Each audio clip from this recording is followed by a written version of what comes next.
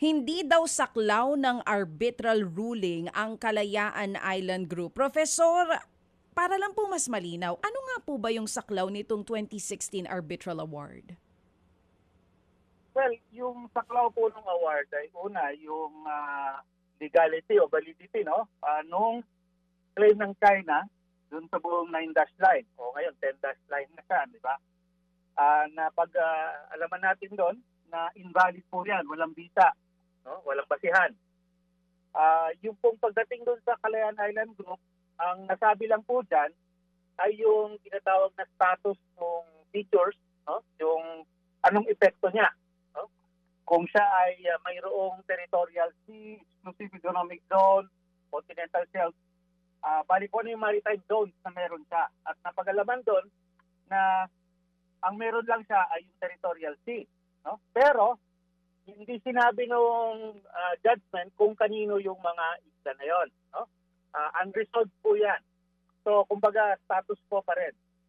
Tapos, ang iba pang napag-alaman doon ay dahil na hanggang 12 nautical miles lang ang kayang generate itong mga isla na to, ibig sabihin, sa labas nun, ay ang status ng katubigan ay sa karamihan ay either exclusive economic zone ng Pilipinas o kaya ay high seas, no, na walang mayari. At yun po ang ating pinangahawakan para sabihin na ang China walang karapatan na angkinin ang katubigan dyan. No? Bagamat yung issue sa mga isla, kung sino may-ari nun, ay hindi pa rin nare-resolva. So, okay. Attorney Jay, malinaw.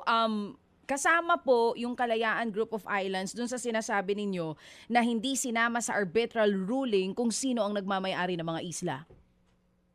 Opo.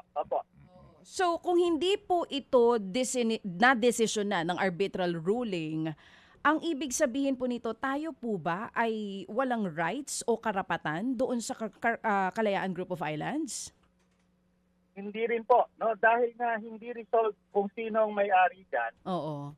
Ibig sabihin, current status ng mga isla, yung kung sinong anong pwedeng gawin, etc., ay parang hindi yun na-touch, no?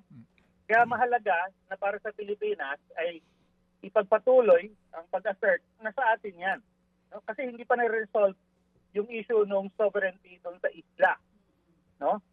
So, pag nagbago tayo ng posisyon, kaya nung sinabi nga pag sinunod natin yung sinabi ni Senator Marcoleta, di parang give up natin kung ano yung ipinaglalaban natin.